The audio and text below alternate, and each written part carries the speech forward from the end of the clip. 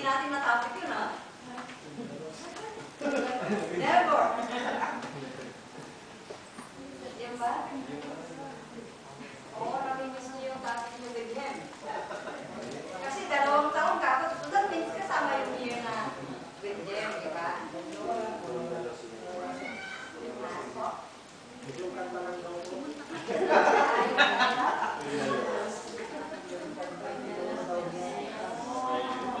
At least, di ba? Kasi kung sa song, may topic, di ba? So, ibig sabihin, meron at meron, yun po yung sinasabi nating topic na it might have given an impact sa inyo or nagdala ng message sa inyo, it will be an eye-opener or tumatak sa atin na hanggang ngayon. Naaalala ko natin. Okay, bakit ba? Ang layo-layo ng tanong ni Pastora, Bible study nga tayo eh. Okay? Bible study methods na po tayo. Kasi ang topic natin ngayon is all about topical. Okay? Topical Bible study method.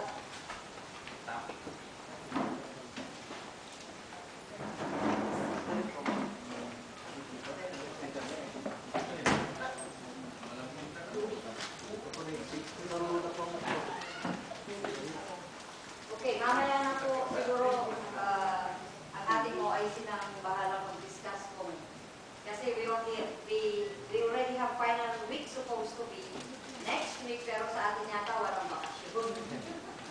Dire-diretso ng New Year. Okay, mamaya na po. Si OIC na po natin. Si Pastor na po ang discuss about that. Are you excited na? Nakapakasyon? Yes? Pagod na rin kayo every Friday? Kami, ganado pa. Okay. Pagod na na sa akin ang trabaho. Okay. Topical. Last time, natapos po natin yung biographical study form. So far, yung 5 po na yun, up to 6. Ito po yung pinaka-interesting methods na kailangan matutunan natin, may apply natin. Kasi the rest, closely related na sila doon sa naunang first 5. Katulad nga nung thematic. Ngayon, related dito sa topical. Yung character, related sa biographical. Ano pa yung isa? Tapos sa last part yung chapter analysis. Tapos meron pang Bible survey.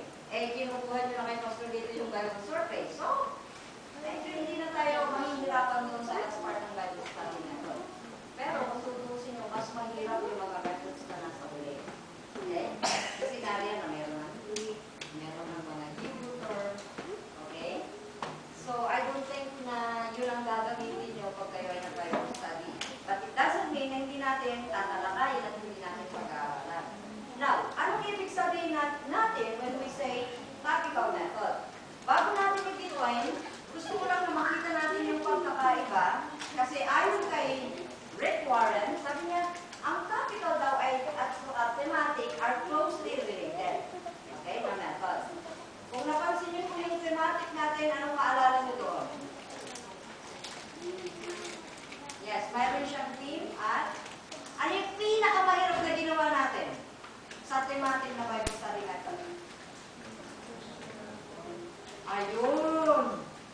Yung mag-conceptualize tayo o mag-construct ng question. Magtatanong na nga lang, mahirap pa.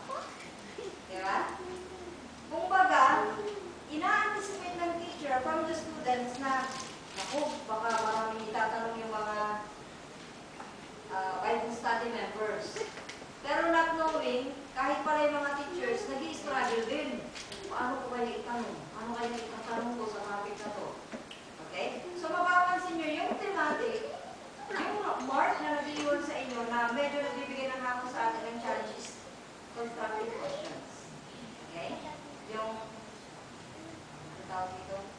Probing questions or 6 reporters question. Ano yung mga yun? What? When? How? Why? Where? Okay, when? Anim.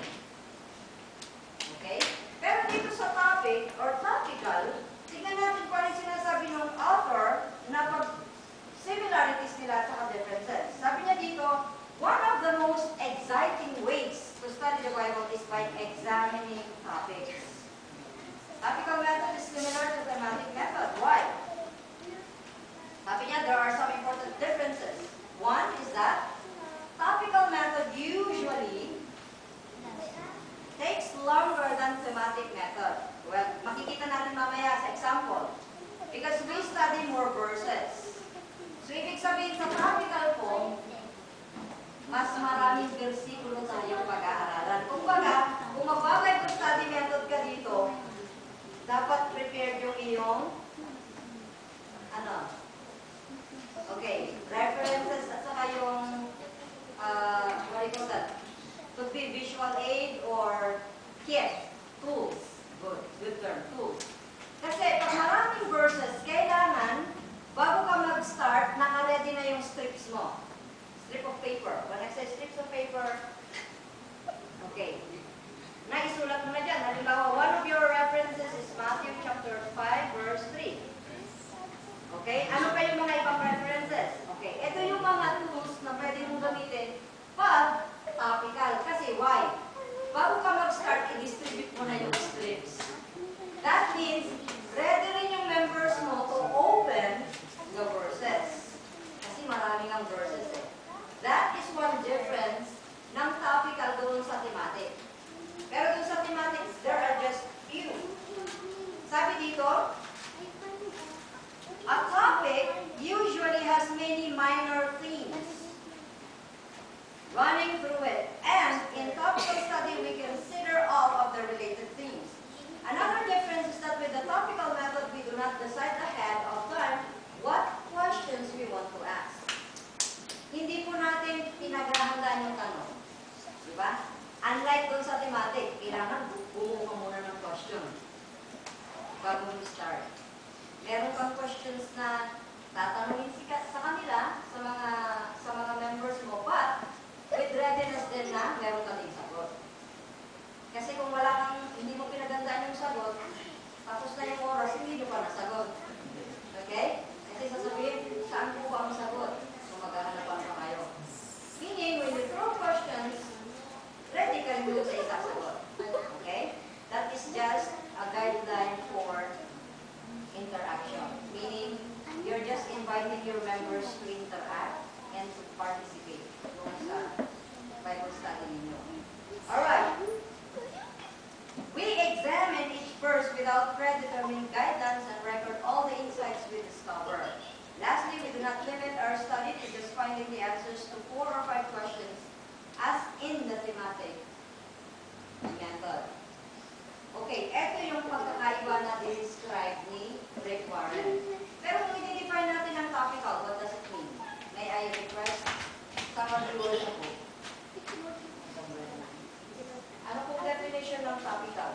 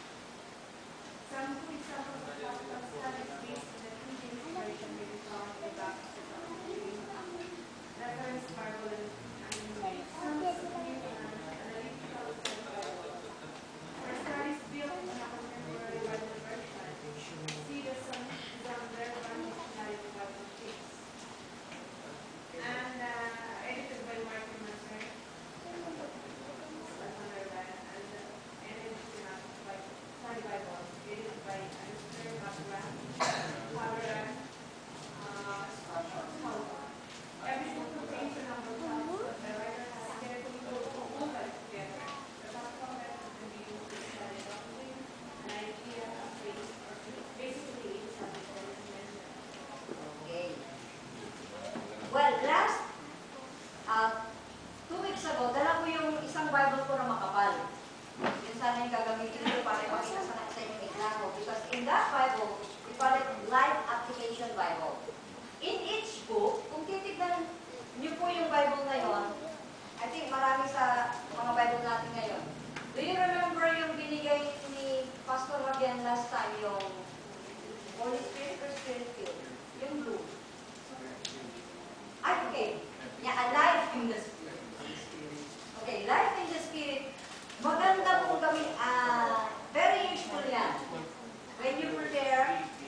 Bible study lessons. Kasi may mga references at meron din mga topics. Okay? Actually, doon sa word study, very usual din yan. Susunod natin yung Bible study method. Kasi meron diyang mga Greek word, or may Hebrews. So, pwede kang mag-research na dyan. Okay? Pero hindi ko sinasabi na mag-focus ka na lang dyan. Kung meron ka pang other tools, it would be better. Pero sinasabi dito, doon sa topical, is that may mga Bible na kung saan inilalagay nila doon part of their introduction. Halimbawa, let's say, sa 1 Corinthians. Ilang chapter yung 1 Corinthians? They have 15 chapters. Kung titignan nyo, as part of introduction, ilalagay niya yung topic, bawat topic doon, siniris. Katulad ng ginawa niya sa Calvo. Diba? When you were having from book to book, is that Bible study or devotion? Pero pati yata sa preaching, diba? Oh, yes. So, kung titignan nyo, ganun po, sini-series. So, ibig sabihin, each day, meron siyang topic. Nakikita natin yung what topical Bible study means. May mga topic. Kung titignan natin, yung topic is very broad. Okay? Topic. Very broad. Malawak. Kasi pag sinabi mong, anong topic mo ngayong gabi? Family. Tapos tatanungin mo, anong tinalakay sa family? Diba? Yun ang topic. Kasi family, pero anong tinalakay? Anong theme? Pumunta na sa thematic. Kasi pag sinabi mong theme, about family. How to build a strong relationship in the family. How? So, yun ang theme. Pero kung anong topic, sasabihin mo, it's all about family. So, very broad. Kaya nga, sabi ni requirement dito is, maraming verses at magagamit. Okay? At magiging useful dito sa Bible study method. Now, there are 6 steps dito sa, bago yung 6 steps, may sinuggest si Rick Warren for a good topical study. Para maging maganda daw, for him, it is even more effective, useful, helpful to have a topical study. 3 things na sinabi niya dito. You must be systematic. Okay? Kailangan daw systematic ka when you prepare this method or use this method. Anong ibig niyang sabihin when he said, be systematic? Sabi niya, don't try to study the Bible in a haphazard manner that is basically undisciplined. Make a list of all the things related to your topic. Okay? You remember our spidergram? Naalala niyo po yung ginawa nating spidergram? Yes? We draw a circle and then sidewards, line. Ayan. Kaya kung family, yan ay broad na topic mo, pero sabi niya, mag-isip ka rin daw ng mga words that has something to do with your topic. Okay? Be systematic. Pangalawa, ano sabi niya? Be thorough. As far as possible, find and study every verse that relates to the topic. The only way to know everything God has said on a topic is to go through the entire Bible and find all the passages on that topic. Use your concordance to do this. Gagawin po natin yung example niya mamaya. Okay? I'll be giving you an empty form na pipilapan natin at gagawin natin yung sinabi niya. Okay? Na verse by verse. Anyway, it is already provided, so don't worry. Hindi tayo mapuprolong. And then, lastly, be exact. Try to get the exact meaning of every verse you study. Be sure to examine the context of each verse to avoid misinterpretation. The biggest mistake you must avoid is taking a verse out of its context.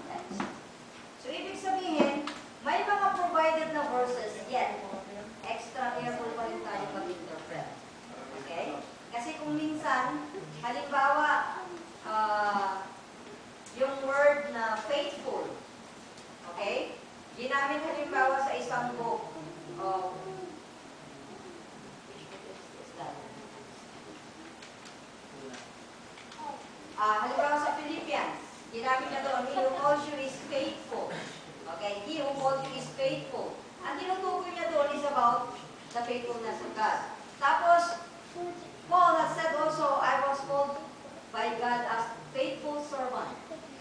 So, anong ibig niyang sabihin? Bakit sinabi niyang faithful siya? Pero doon sa Philippians, sinasabi niya, he who called us is faithful. Okay? So, ibig sabihin, pag-aralan natin kasi, kailangan alam natin bakit gano'n yung sinulat at ginamit yung word na faithful. Okay? Kasi ang topic natin is about faithfulness. Pero may mga supporting verses na kung saan magiging, supporting verses to reinforce yung topic natin. Yet, we still need to study yung mga verses na yun. Kailangan, pag ginamit mo yung supporting verse, pag-aralan mo din yung context nun. Halimbawa, Philippians 1:6. Nakita mo, halimbawa lang, nakita mo yung faithfulness dyan. So, kailangan basahin mo yung from verses 1 to 6. Bakit humantong siya doon sa word na yun na faithful? Kasi, bakit niya ba ginamit yung faithful dito sa verses na ito or sa verse na ito? So, balikan mo from verse 1 to 5. Okay.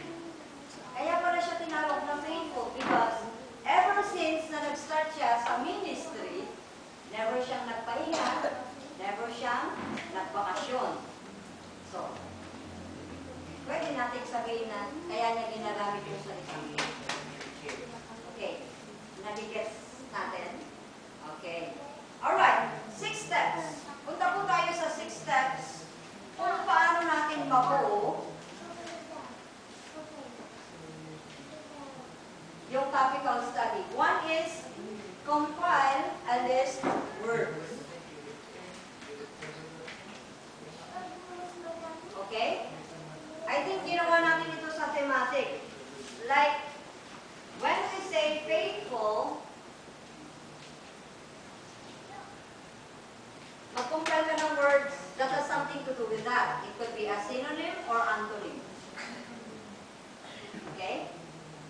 So, kung mag-iisip tayo ng synonym ng faithful, anong pwede po natin i-connect? Okay, loyal. Alright. Natural. Kung mahanapin natin ang antonyms yan, kabaliktaran lang, di ba? Unfaithful. So, kung kabaliktaran lang ng loyal, ano? Ha? Ano po? Disloyalty. So, ibig sabihin, ganun po, compile words that has something to do with your topic. Okay? Kasi mamaya, pag susuportahan nyo na ng mga verses, madali nyo pong i-connect. At madali nyo reinforce yung topic ninyo. Okay? That's what it meant when we say compile your words or compile list of words. Second, collect Bible references. Kahit po yung mga words na kinumpile ninyo, dapat meron po tayong verses that will support your word. And then, third step, consider each reference individually. How is that? Using the comparison chart, mamaya ipapakita ko po sa inyo. At the end of this chapter, look up, read, and study each individual reference and write down your observations and insight on it. Ibig sabihin, isusulat po natin yung verse doon sa chart. Tapos, syempre, hindi nyo lang po basta isulat yan. Try to observe. Observe and get the insight kung anong sinasabi ng verse na yun. Okay? So, mahalaga po na isulat natin yung verse, pero hindi dahil may salitang binanggit doon na faithful, basta mo na lang i-quote. Dapat alam mo din i-explain. Dapat may insight ka din about that verse. Yun pong ibig sabihin dito ng step 3. Alright?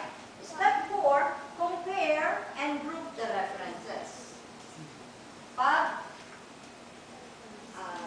anong tawag nito? Opo, pag sama-samahin mo yung references mo, pero pag kumparahin mo rin. Okay? Halimbawa, binanggit sa Philippians. Ganito po kasi ang sinabi ni Pablo dito. Tapos may nakita ka uli sa Ephesians. Ganito rin ang sinabi ni Pablo sa mga Ephesus. Tapos tignan mo rin sa Colossians. Tignan mo rin sa, what's the other one? Gentiles in pork chop. Galatians, okay? The easiest way to memorize. Okay, Galatians. Gentiles in pork chop. Kaya pag nakalimutan mo yung isang book, balikan mo lang yun. Gentiles in pork chop. So, Galatians, Ephesians, Colossians. Okay?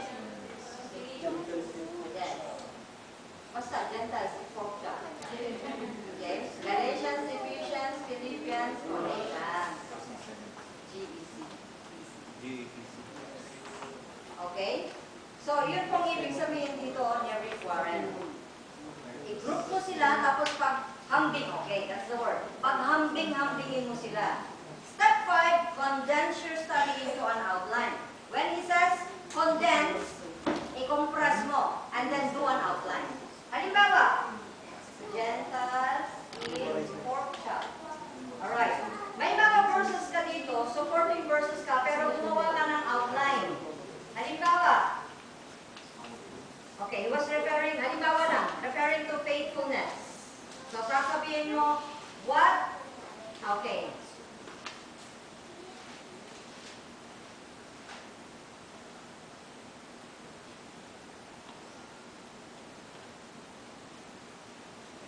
Okay. Ito po yung sinasabi niyang outline. Okay? Compress your references and then do an outline.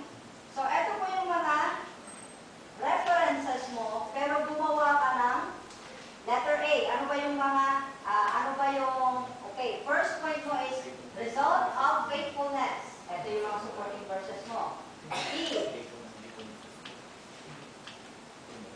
Result na yan, ibig sabihin, halimbawa, okay.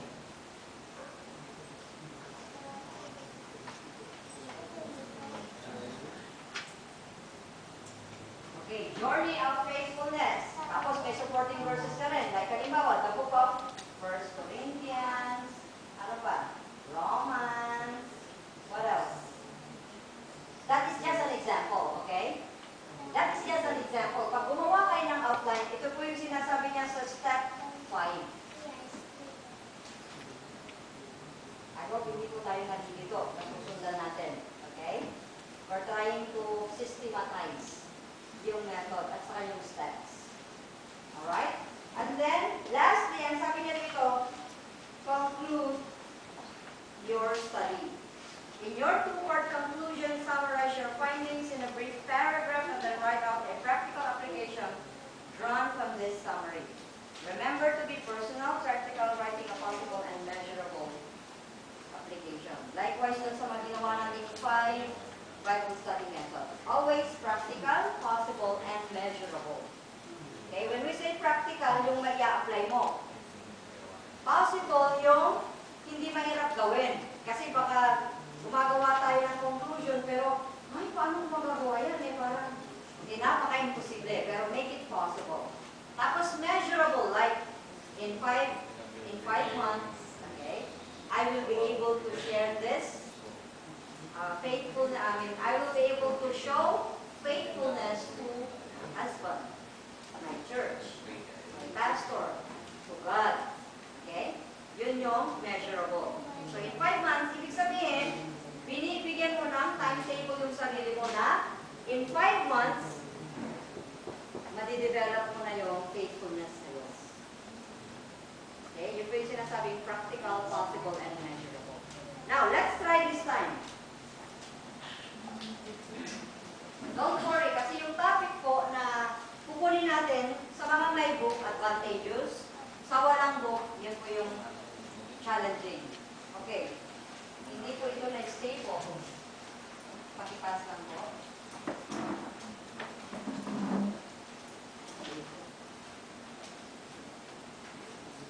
Parang maraming absent. Sino po?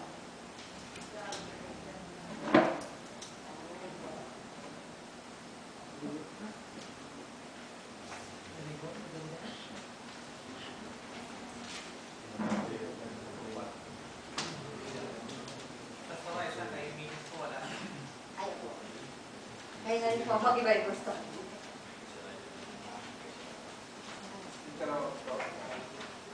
Sige, isa po. You have, Diyan. Wala na si Diyan. ano? Natin mo? Naantok ka. Sorry. Last day of the week.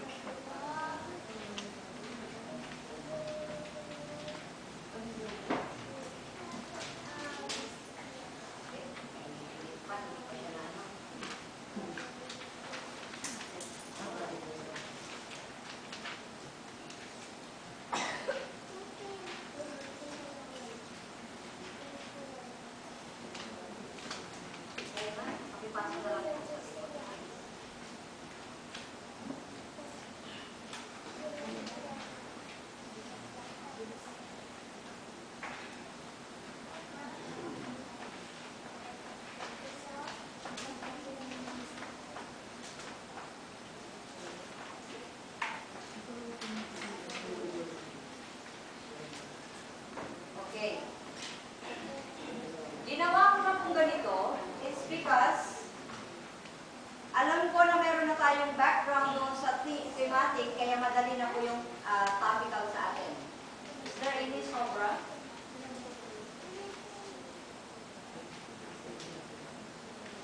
Pag-ano po tayo sa mga absent?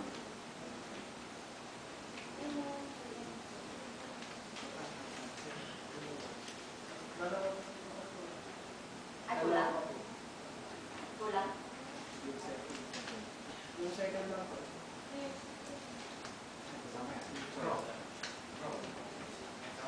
Yung second and ang kulang.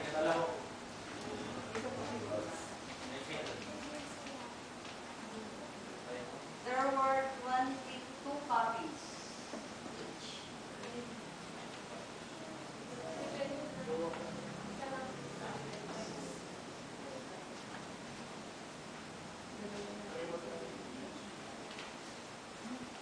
Okay, let's use the topic. Okay, may sample lang dito kaya medyo mapapabilis na tayo. Faithful man, okay? The faithful man. Your text is found in 2 Timothy chapter 2 verse 2. Now, sabi ko sa mga may book, advantage sa inyo kasi meron na kayo. Yet, please join the class. Okay? 2 Timothy chapter 2 verse 2.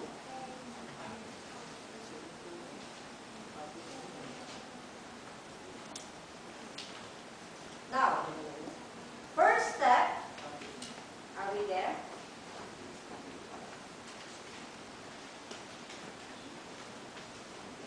Okay, first step, sabi niya, compile a list of words. Isa lang ang binigay niya dito, faithful. Okay, kanina kinuha na natin yung words that has something to do with the word faithful. Sabi niyo, loyal. Ano pa yung isa? Anong opposite?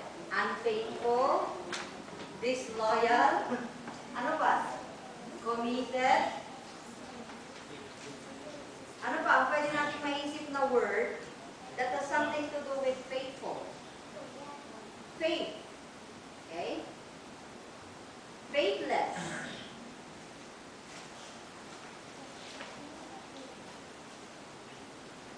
Okay, so yun po yung mga words na kinumpile natin. Now, I doubt kung kailangan nyo pang isulat lahat ang verses nito. Marami. Okay, sa mga may book, please. Collect Bible references. Okay. Sa mga wala pong book, please don't write it yet. Kasi mamaya, doon po sa next page, step 3, consider each reference individually. Yan, makikita niyo po yung chart dyan mamaya. Okay? Yung chart. Huwag niyo na pong yung isulat doon sa step 2, yung collect Bible references. Mamaya nyo na po isulat pag naisulat na natin yung chart. Kasi the same verse or verses ang isusulat natin sa chart. Okay? Para hindi manakaw yung oras natin. Alright? Alright. Doon po sa... Now, let's go to the chart. If you notice, ang ginamit na dito is Numbers 12:7. Okay. Okay. Sa mga walang book, isulat. Okay. First line, Numbers chapter 12, verse 7. Ano ang observation na Rick Warren dyan? Okay. Moses was called faithful by God. Yan ang insight or observation ni Rick Warren. Okay, Moses was called faithful by God. Called na tinawag, hindi called na malamig. Okay, next verse. 1 Samuel chapter 2, verse 35. 1 Samuel chapter 2, verse 35.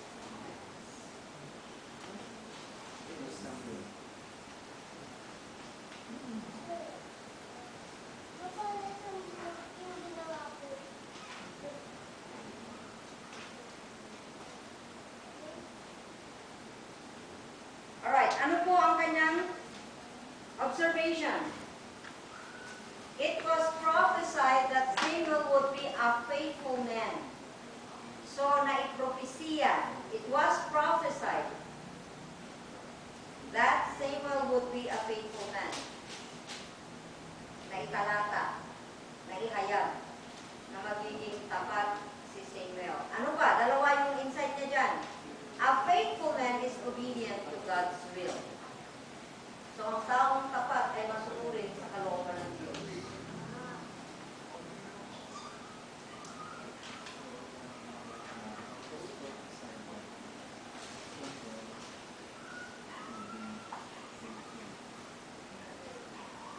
Okay?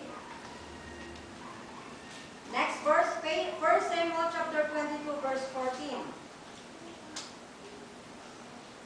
David was called a faithful man by Ahimelech. Again.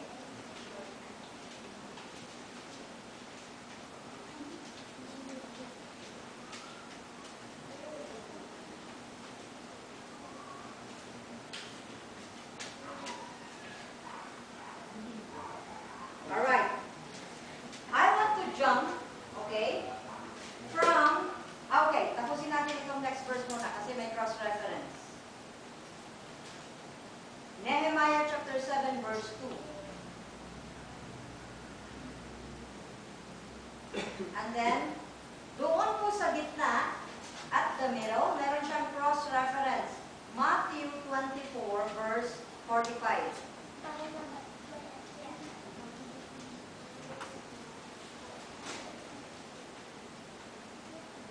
Okay. Pag sinabi po natin cross-reference, ano uli yung ibig sabihin? Cross-reference. Okay. Meron siyang parallel doon, may kaparehas doon sa kay Nehemiah at saka sa Matthew. Okay? May pagkaparehas, may similarity or may parallelism. Hanani was called a faithful man by Nehemiah. Second insight, a faithful man is given leadership roles. Okay. We're not going to do all the verses, okay? Because it will take us that long. But I already gave you an idea sa paggawa ng chart, wherein yung mga verses na ibinigay, these are what we call Bible verses to support and reinforce your topic about faithfulness or a faithful man. Okay. Ito po yung topic natin. Alright? So, maraming verses na naisulat dyan or isusulat nyo dyan to, again, ulitin ko, to reinforce at saka to support. Bakit to reinforce at saka to support? Kasi different names, Bible characters na minention na nagamitan ng salitang faithful. If not faithful, obedient. Okay? If not obedient, committed or has commitment.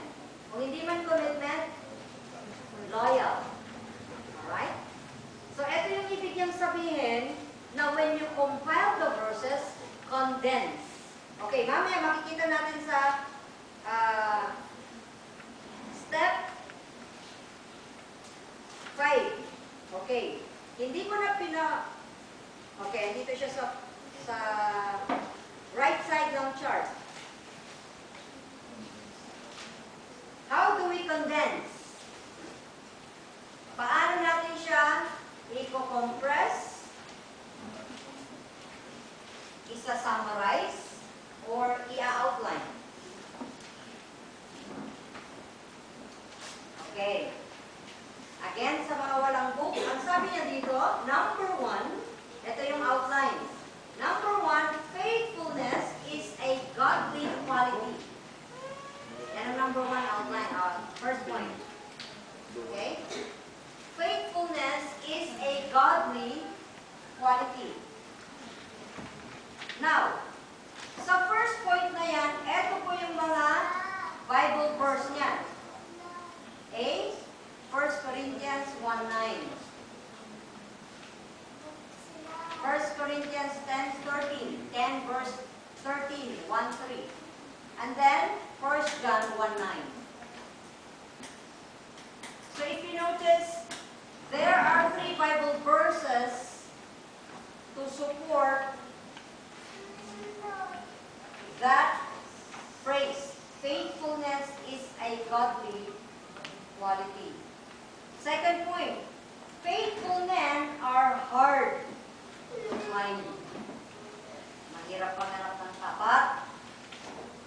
Hindi ko sinasabing lalaki lang, ha? Tapat na tao.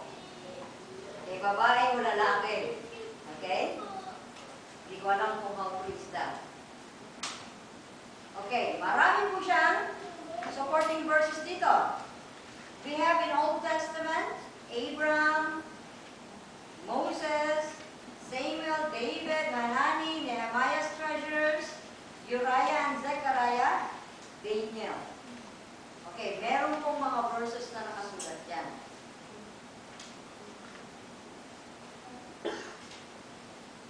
Okay.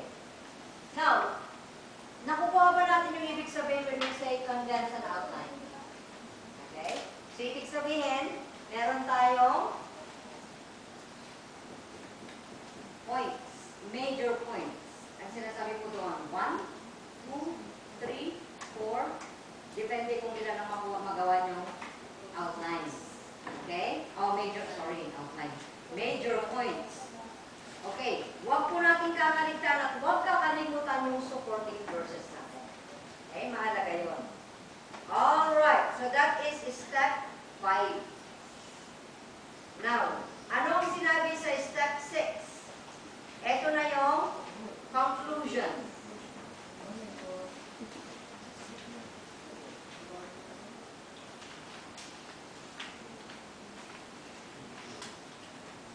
Ito yung ginawa niya sa practical, possible, and measurable. Ano yung project niya? Ano yung practical sa kanya? I plan to memorize the passage on test of a man's faithfulness by next week. Alright. Isa sa ulo daw niya. Okay? Yung passage doon sa pagsubok or paano subukin ang tapat na tao. Okay? You can find that in Luke chapter 16 verses 10 to 13. I will set up a family budget with my wife this weekend. We will start keeping better records of how we spend our money and will ask God to guide us in our spending, saving, and giving.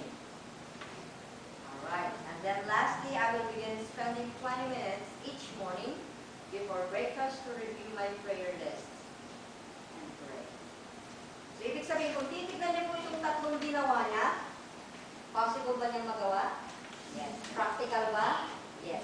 Measurable Measurable ba? Yes. Kasi may oras, may araw. So kung gagawa po tayo ng ating conclusion, make sure na kaya natin gawin. Kasi application na yun eh. Okay? Huwag kang mag-conclude na parang isang taon pa bang aabutin bago natin magawa. Kasi isang taon pa bago mo makitang mag-grow yung libro mo. Or yung Bible study na. Okay? So that is all about Topical. Is it exciting? Mahabang journey. Di ba?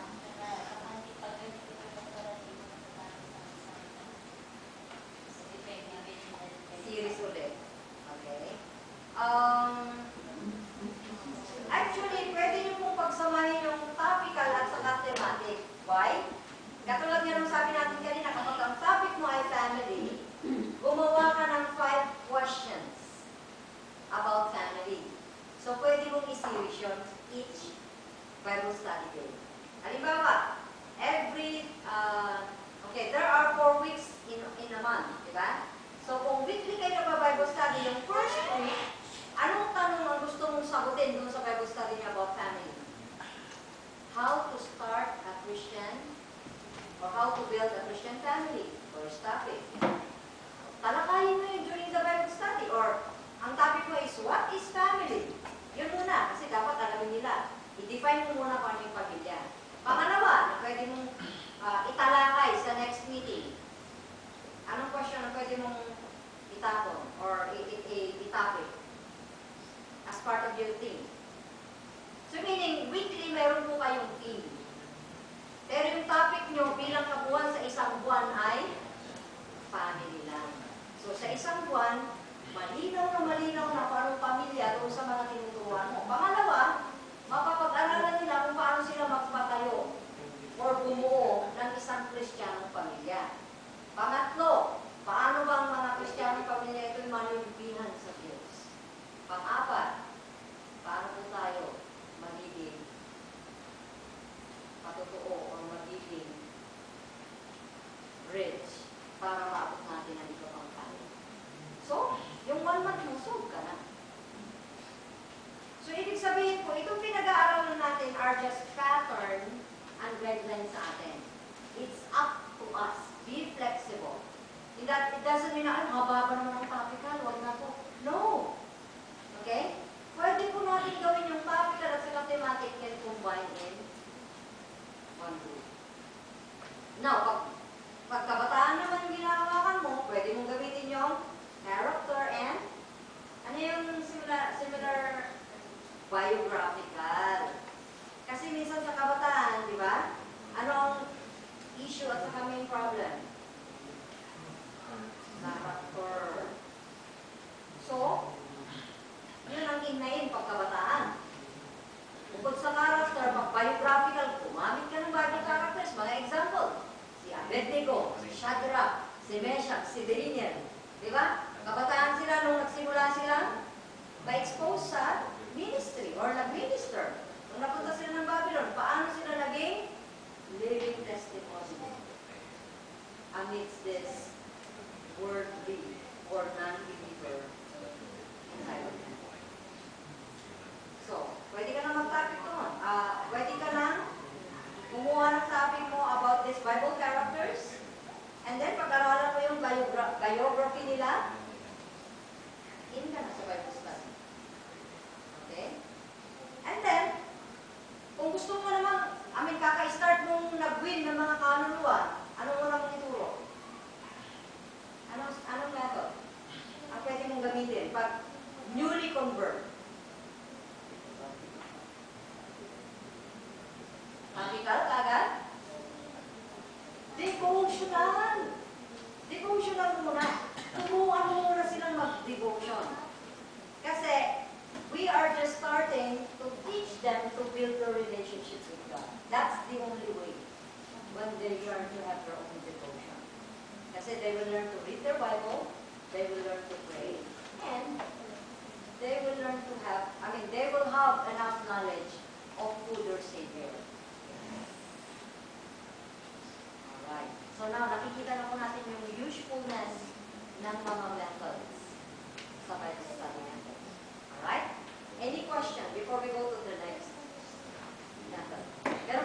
enough time. Kaya nga, binilisan natin. Napagod na tayo sa topical. Ito yung susunod kasi, medyo talagang mahirap, kaya simulan na natin. Yung word study.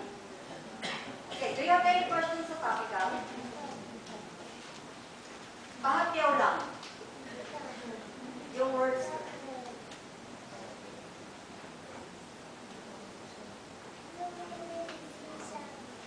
Can we start it tonight? Is that okay? Okay. Para mahabol natin. That is already number 7.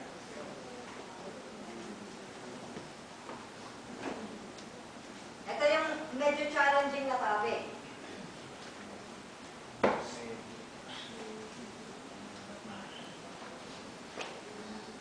Okay. Pag nag-aaral po tayo, okay, this is the question. Pag nagbabasa po tayo ng Bible, let's say sa devotion natin, di ba? Pag binabasa po natin, anong pinaka-challenging when you're having your quiet time, you're reading, your, what do you call that? Quiet time, reading, devotion, o ano? Pag Bible na yung kaharap, ano yung pinaka-challenging sa inyo? Sa atin? Huwag niyo sabihin naman dito yung letter. Yung pinaka-challenging sa journey nyo ng pagbabasa. Word study. Word intake. Siguro unahin natin yung mga pastor. Mga pastor, sila yung habitual talaga. Kasi they need to prepare their sermon. Alright. Tumingin kayo sa likod. Hindi po, biro lang. Anybody can answer. Ano po yung challenging sa atin when we're reading the word?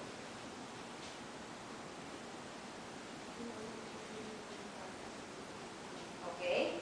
Kung ano ibig sabihin ng passage, wow, broad na yun, passage na yun. Ibig sabihin, chapter na yun. Original word. Alright, minsan yung original word, di ba? Kailangan. Kasi kung minsan pag sinabi mong obedience, di ba? Gusto mong palawakin yung salitang obedience.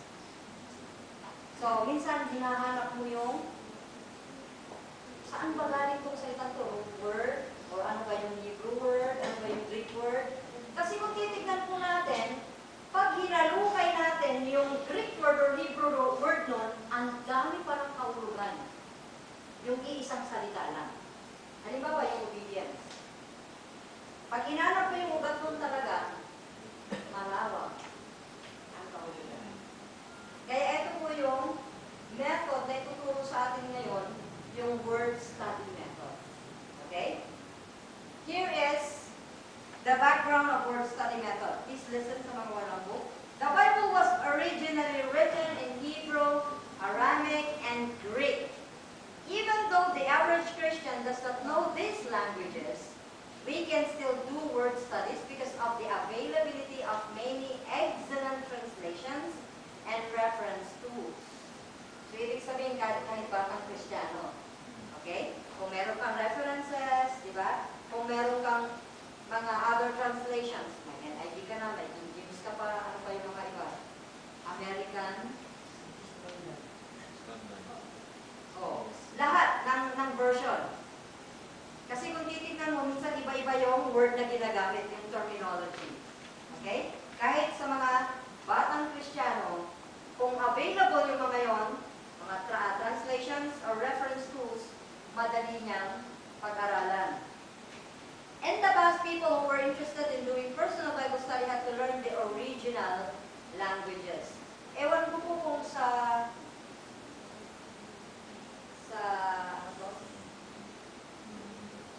course ninyo, whether CMS or sa SMC, kung merong Greek, introduction to, wala. Okay, kasi sa BTH, meron po silang subject ngayon. Introduction to Biblical Language. Talagang knows me. Kasi pinag-aaralan talaga nila is Grego. Saka Hebrew. Hebrew at saka Grego. Diba exciting din yun? Sana sabihin natin, Pastor, kahit di kami BTH. Gusto namin pag-aaralan. Baka introduction pa lang. Crap. Okay? Hindi lang, okay?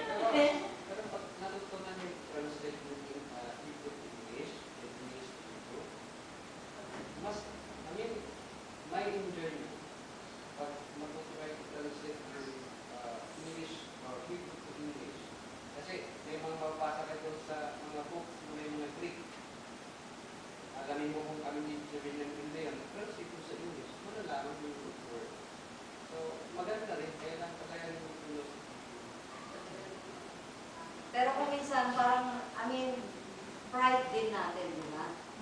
Pupunta ka dun sa matatanda, wow, high-sounding, high-faluting words. Sa Grego,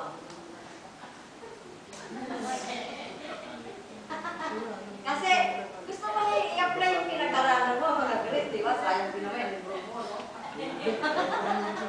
Pero ano nyo? Hindi, totoo. Pag nalaman po natin yung ibang languages, really, very exciting sa preaching, sa teaching ng Bible study, yes. Kasi kung minsan, competent ka, di ba? That adds your, mabuboost yung iyong competence at saka yung confidence. Kasi pag narinig ka, kahit siguro lawyer na atin ang Bible, may nalaman ako isang Greek ngayon. Live. Sorry. Alam ko yun eh. Okay? Yun ang alam ng Greek. Ni-research pa, no? Okay. Ba't ako napunta to? Alright. Only those who have spent years learning Greek and Hebrew were able to enjoy, yan, sabi ni Pastor, were able to enjoy the exciting insights that come from studying the original words of Scripture. Today, however, the riches to be found in word studies are within reach of every Christian who knows what tools are available. Sabi ko nga po, kahit po yung Bible na yan, Life in the Spirit, if you have, very helpful po yan. Kasi may mga ginamit dyan ng mga Greek. Kaya kung nabigyan po kayo last year niyan, ako i-value nyo yan. Very helpful sa Bible study yan.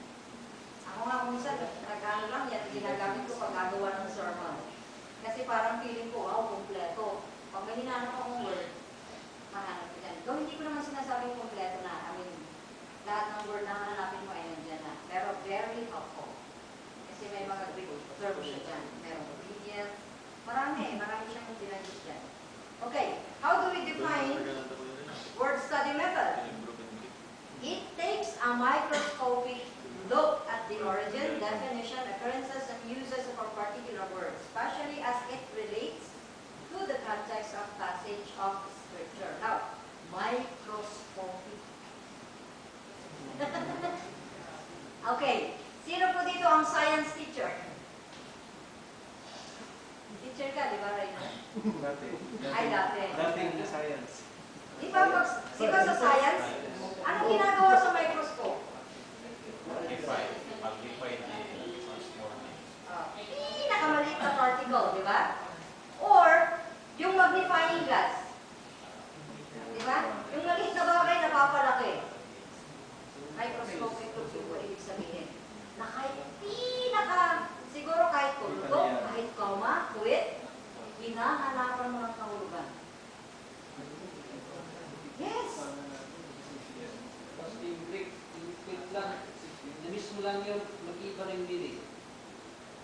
Yung tulog, pag walang tulog, mag-iba rin meaning mo sentence. Yes!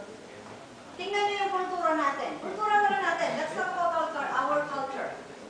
Diba? Pare-paras po ba tayo Ilocano? Ay, hindi. May isang Tagalog. Pero lahat tayo nakakaintindi ng Tagalog. Diba? Halimbawa lang, magtanong ka. Ano ka mo pangalan mo? First tanong. Ano ka mo pangalan mo?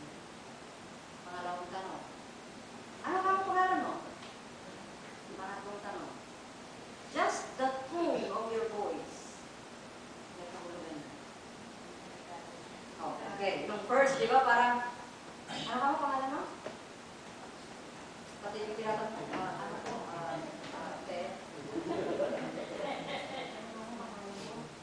Fepo. Di ba, pag sumagot, ano ka mo pangalan mo? Baka hindi ka nasagutin. The same thing when we study the word. Minsan nagtataka ka, bakit may koma? May kuwit. Hindi period. Ibig sabihin, pag may kuwit, may karugtong pa pala yung could be advice, could be suggestion, or it could be a warning. So, ibig sabihin po, sa word study talagang microscopic look. The kuwit, the period, the colon, lahat yan may kahulugan. Kaya talagang yung mga dalawa lang ang mata, magiging apat. Kasi talagang, woo! Pero in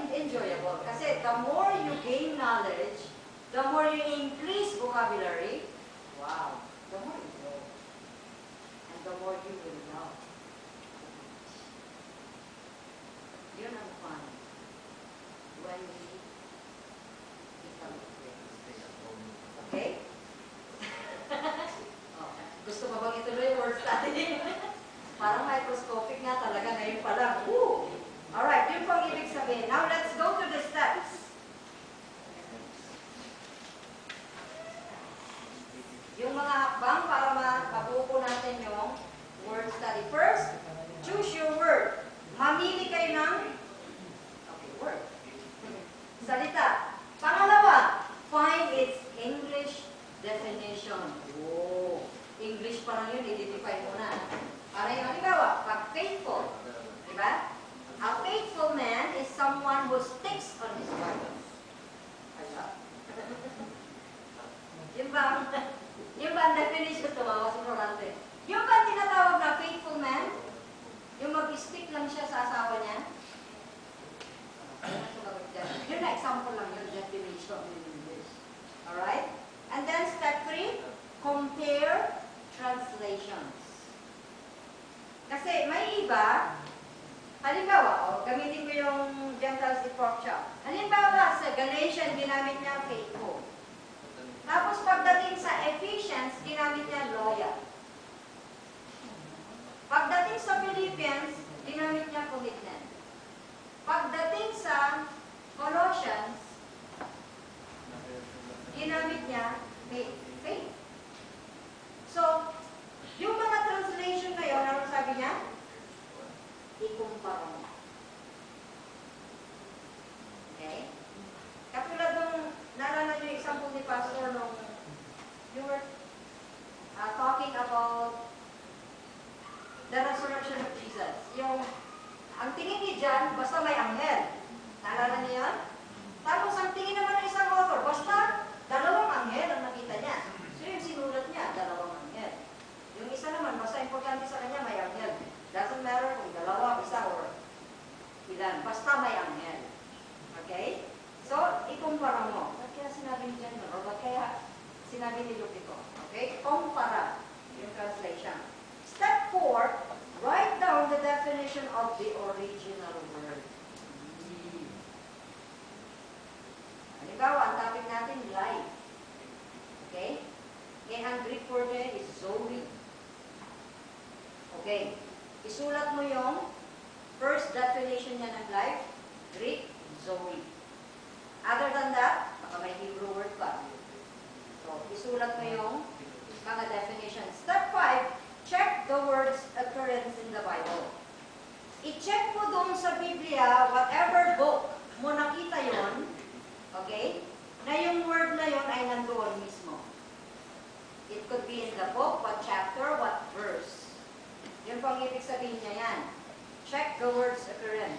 Kung saan siya nag-occur at kailan siya nag-occur. Next, step 6, find the root meaning and origin of the word. Root meaning. Ito na po yung sinasabi natin. Matututo tayo ng Grego at saka Hebrew. Step 7, discover the word's usage in the Bible. Paano ginamit yung salita sa Biblia. Okay? And then, last step, write out an application. Dito pa lang sa steps, ano nang masasabi ninyo? Ha? Grabe, pero I think very enriching. Diba? Kasi, kumbaga sa kayamanan, kumbaga sa buhay, magpa-progress. Okay? From rags to riches. Sabi ka nila. Ganon din po tayo. Dati, ka-English term lang tayo. Ngayon, pa-Grego-Grego na tayo. Pa-Hebrew-Hebrew na, di ba? Pa-Latin-Latin na. Pa-Aramaic na. O, di ba? Parang sa dialect din natin. Dati, Pangasinan lang, may Ilocano ka pa, may Tagalog ka pa, may Ilonggo ka pa. Ganon din. That's when we study the word. Okay, so that's all about word study. Alright? So, at least nakadalawang study method tayo. And hindi lang natin ginawa yung method. Now, any question about the word study and topical?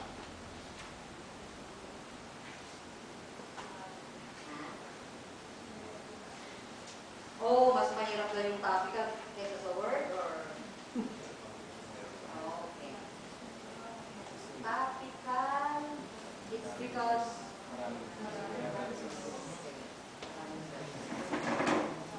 matrabaho talaga when you're part as a teacher. Okay? Pero pag ako sa inyo, pagsamahin ko yung topical at saka thematic. Umanap lang kayo ng topic. And then, gamitan nyo ng thematic. First week, anong question yung gusto mong talakayin? Second week, another question. Hanggang sa mauunawaan yung topic nyo. Okay? It is like teaching English also. Sa English kasi, gumagamit sila ng 4 na skills. Okay? Listening, speaking, reading, writing. So, pag ginamit mo yung 4 na skills na yon, at the end of your lesson, tanungin mo yung estudyante mo. Kahit umuwi na yan, babalik pa ulit. Maaalala yung ginuha mo. Okay? Same thing doon sa combination ng capital at saka. Okay?